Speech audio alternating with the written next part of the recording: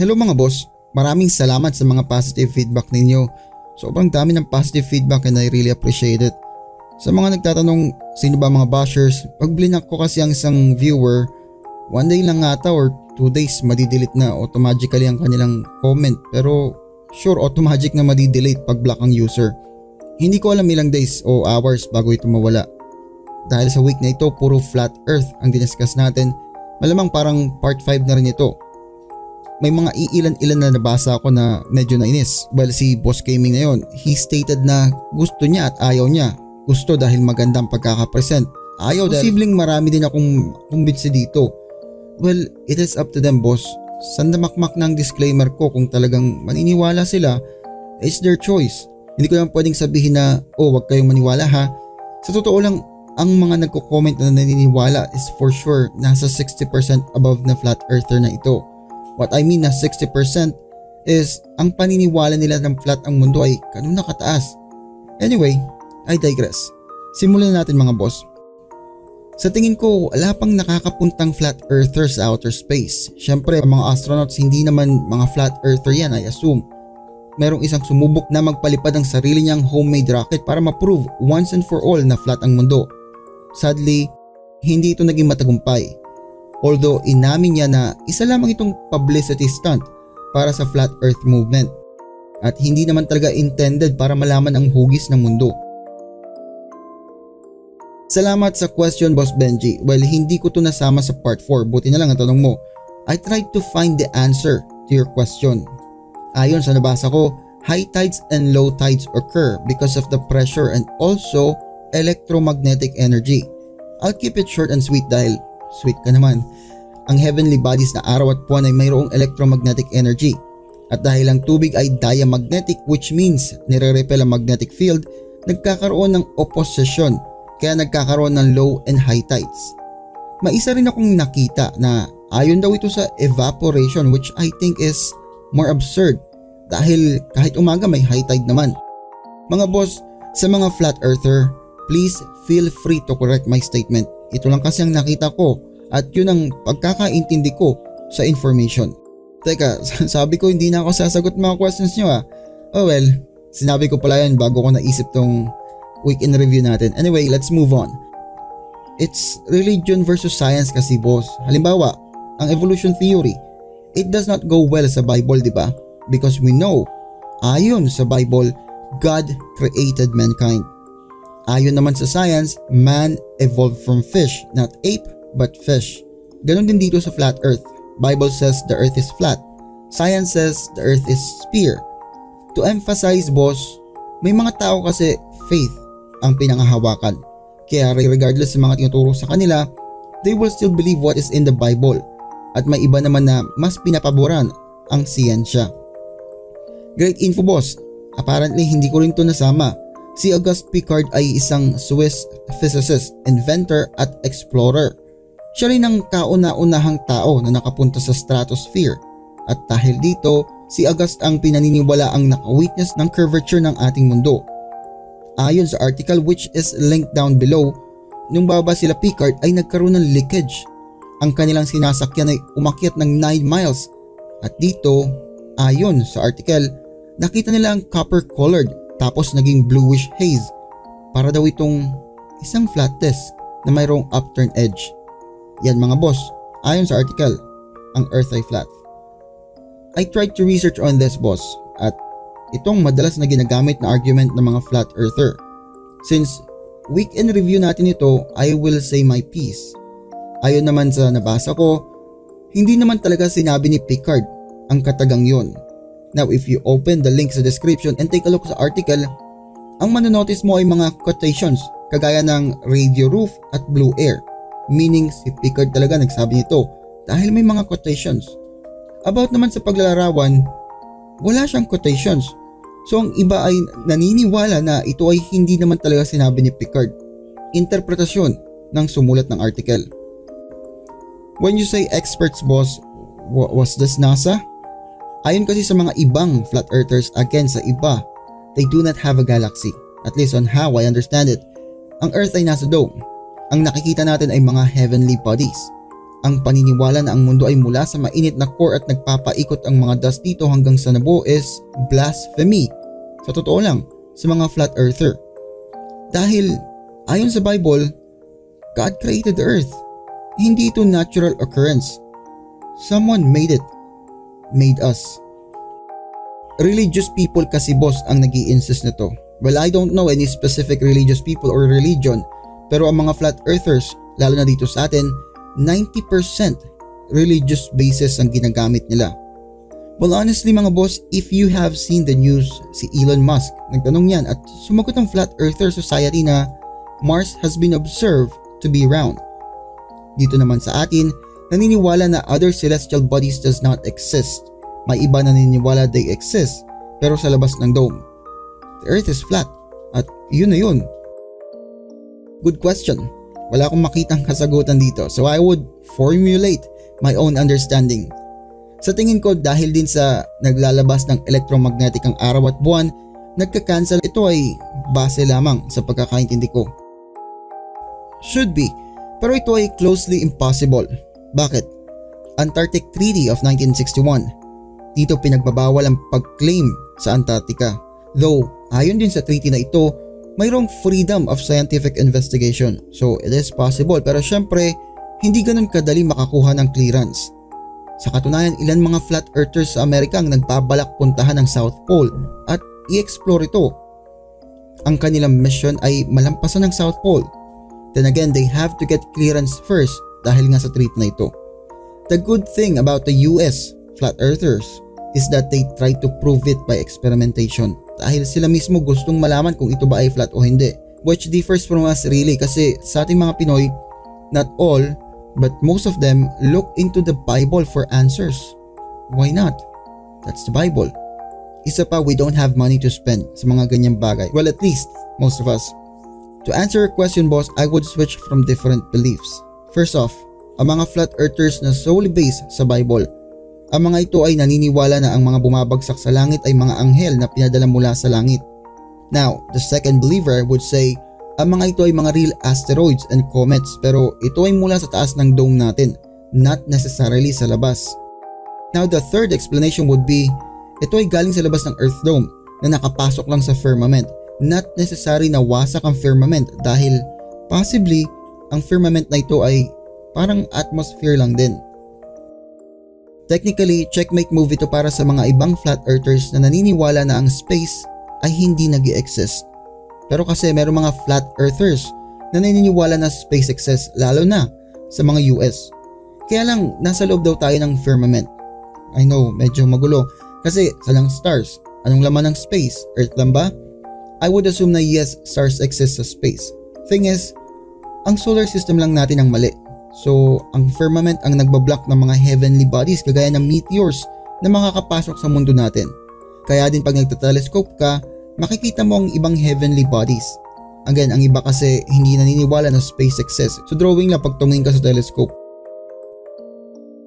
Mga boss, pahabol lang, medyo kakaiba rin yung sound. So, nag-edit ako nakita ko yung question yung statement ni Bad Adam. Correction lang daw sa universal acceleration, which is I posted last night. I posted on the Facebook page na makipag-usap sa akin para maintindihan ko nga.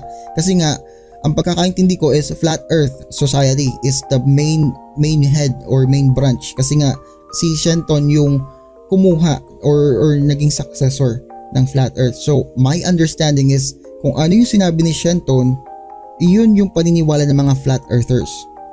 Right? Kasi nga, siya yung successor Merong mga tinatawag na shell o yung mga accomplice para mas lalong i-down yung mga Flat Earthers. Yun ay base sa comment ni Bad Adam. Which is he or she agrees sa mga ibang info except dun sa universal acceleration. So I want to clear information about that. Wala daw universal acceleration pero meron silang tinatawag na buoyancy, density at electromagnetism, which I think replaces gravity sa ating mga round earthers. But hindi ko na i-research kung paano yun nag-work. So yun na lang information. At least na-correct yung misinformation na binigay ko. And hopefully, and also I will update dun sa mismong part na yon, sa part 2 or part 3 na video, yung misinformation na yun and was corrected by Boss Bad Adam. So here's my piece. Mga flat earthers, please understand that I'm not attacking you.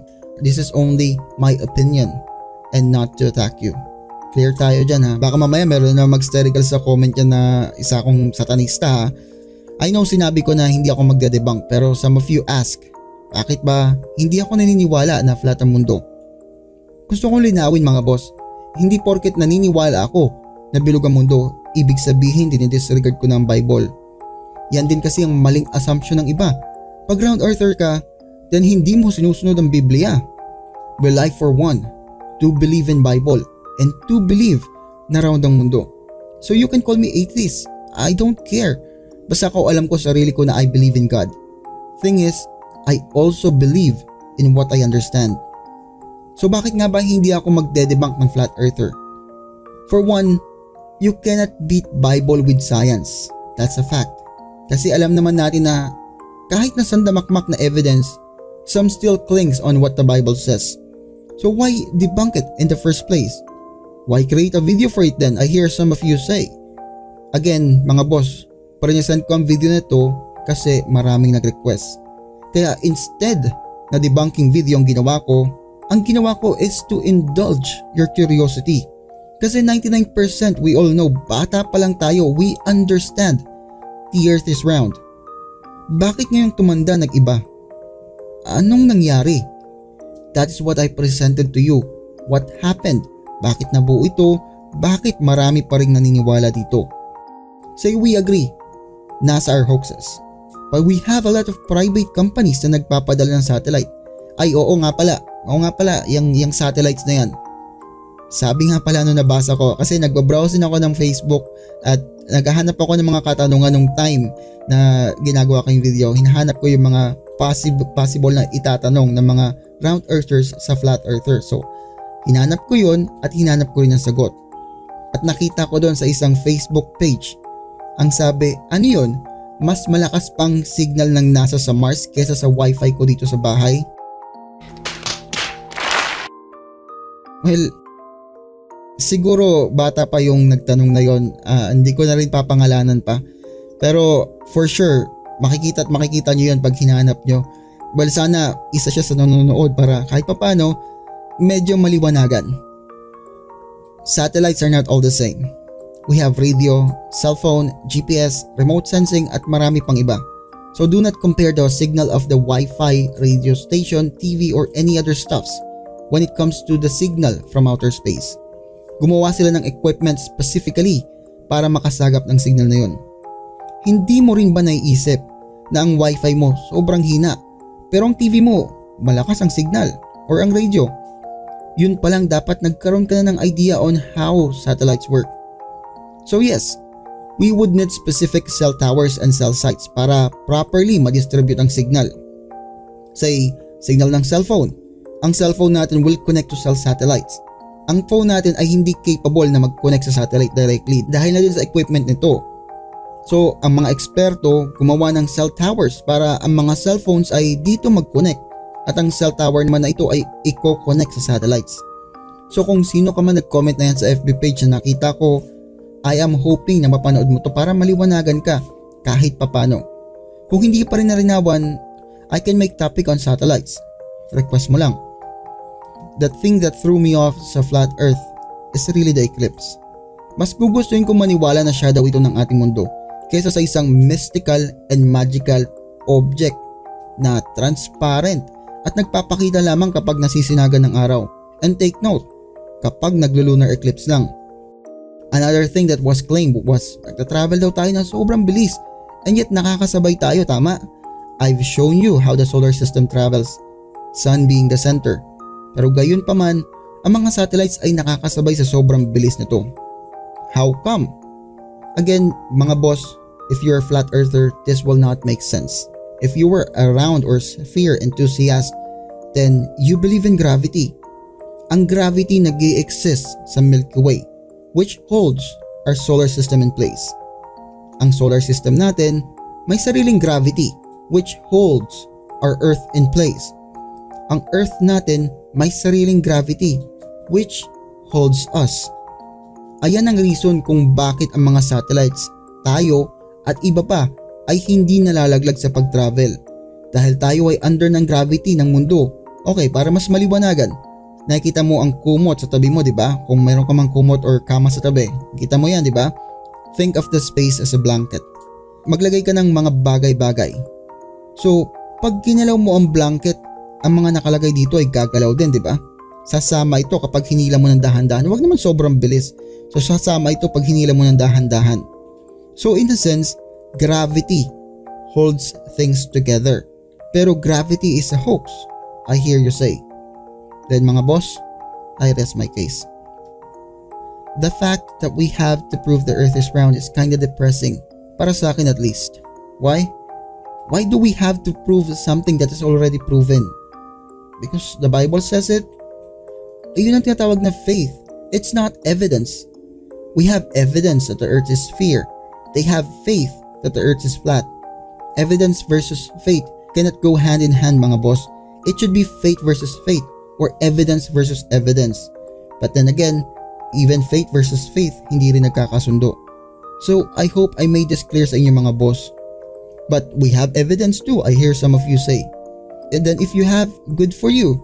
But the thing is, we have tons of evidence na sphere ang mundo. I hear someone murmuring in the corner, NASA na naman. True. NASA is the major contributor sa space, pero hindi lang naman kasi NASA ang nagpadala ng tao sa space. Unless isa itong malaking conspiracy, which I really doubt. Remember, USA and Russia nagkaroon ng heated argument kahit na China. So yun pa lang dapat nagkaroon na ng at least kahit konting leakage man lang kung talagang sinungaling nga ang NASA.